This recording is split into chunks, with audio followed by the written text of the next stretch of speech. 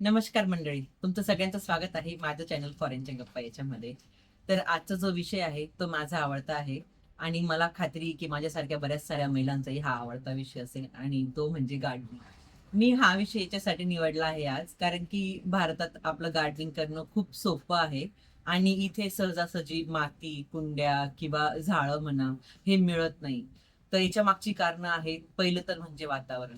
तर इथे हिवाळा हा सप्टेंबर पासून तर जवळपास एप्रिल पर्यंत असतो.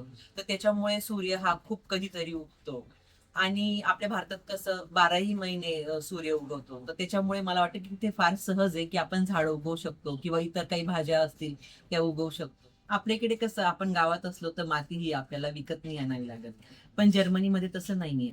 आपण गावात राहा किंवा शहरात राहा, माती ही इथे सुपर मार्केटमध्येच मिळते. यावर्षी मी बराच वेळ भारतात असल्यामुळे जो इथे झाडं लावायचा किंवा रोपं लावायचा वेळ होता तो माझा निघून गेला तिकडे. तर मी आज माझ्या मैत्रिणीकडे आली होती आणि तिलाही माझ्यासारखीच खूप आवड आहे वेगवेगळे फुलं म्हणा किंवा रोपं ते लावायची. तर मी विचार केला की चला तुम्हाला आज मी तिचं गार्डन दाखवते असं. आणि ती आपल्याला थोडक्यात माहिती देणार आहे इथले जे तिने लावलेले आहे गार्डन त्याच्याबद्दल. चला तर. ही माझी मैत्रीण आहे आणि ती पण महाराष्ट्राचीच आहे. नमस्कार मंडळी. या तुम्हाला मी आता माझं गार्डन दाखवते. आपण सुरुवात करूया आपल्या संस्कृतीप्रमाणे तुळशीपासून. तुळशी हे इथलीच तुळशी आहे. इथल्याच तुळशीची प्रजाती लावलेली आहे. तर हिला यायला जवळजवळ 1 महिना लागला. म्हणजे बिया टाकल्या होत्या मी. बिया टाकल्यानंतर त्यांना कोंब फुटस तोपर्यंत आणि एवढं वाढस तोपर्यंत जवळजवळ 2 महिने गेलेत. हे एक आयव्ही प्लांट आहे. जसं आपलं मनी प्लांट असतं ना, त्याच फॅमिलीमधनं हे प्लांट असतं. मंडळी, तुम्ही बरोबर ओळखले, ही आहेत झेंडूची झाडं.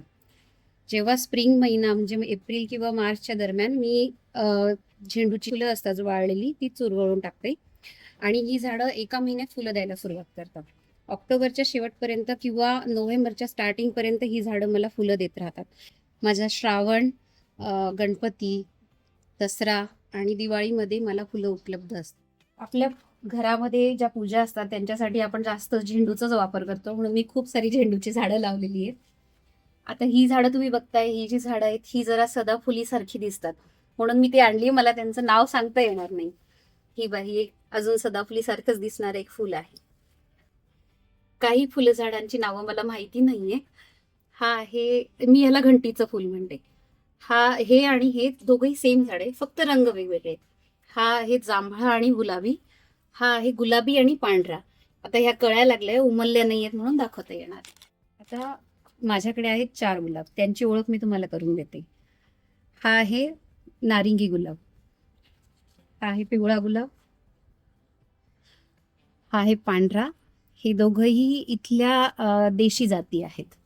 आणि हा आहे लाल, पण हा आपण म्हणतो ना बटन गुलाब, तो गुलाब आहे. ओळख मी यासाठी म्हटली कारण ही चारही झाडं माझ्या कुटुंबामध्ये 4 वर्षापासून आहे. मी जेव्हा इथे आली तेव्हा मी ही घेतली होती मोठ्या आनंदाने. आणि प्रत्येक हिवाळ्यामध्ये ही झाडं अगदी सुकतात, त्यांची पानंही गळून जातात आणि अक्षरशः त्यांच्या काड्या काड्या दिसायला लागतात.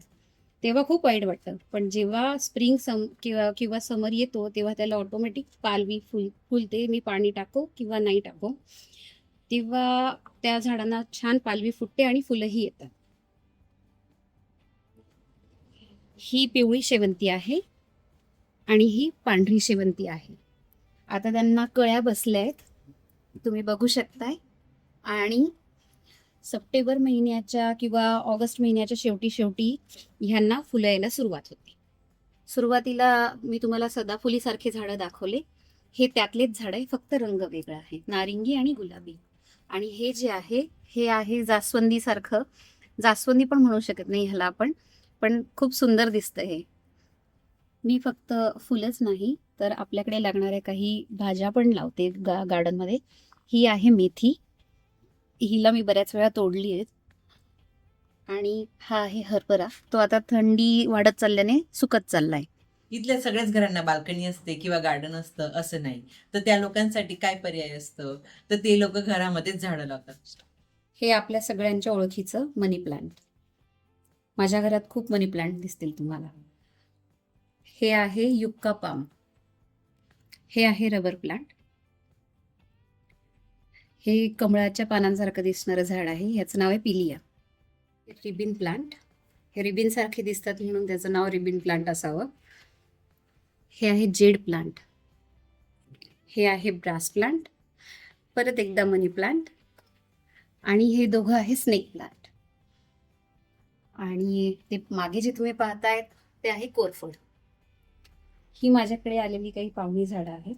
माझी एक मैत्रीण आता 1.5 महिन्यासाठी भारतात चालली आहे, तर तिच्या झाडांची निगा राखण्यासाठी तिने माझ्याकडे ही झाडं आणून दिलेली आहेत. इथे जनरली सुट्ट्यांमध्ये जेव्हा लोक भारतात जातात तेव्हा असंच एकमेकांकडे झाडं किंवा चाबी ठेवून जातात, जेणेकरून त्यांची निगा राखली जाईल आणि काळजी घेतली जाईल, त्यांना पाणी दिलं जाईल. तर मला कमेंटमध्ये नक्की कळवा माझ्या मैत्रिणीचं गार्डन तुम्हाला कसं वाटलं ते. तर वातावरण छान असेल, बाल्कनीतले फुलंही सुंदर असतील आणि मेन म्हणजे आपली मैत्रिणीसोबत असेल तर चहा घ्यायचा मजाच वेगळा आहे.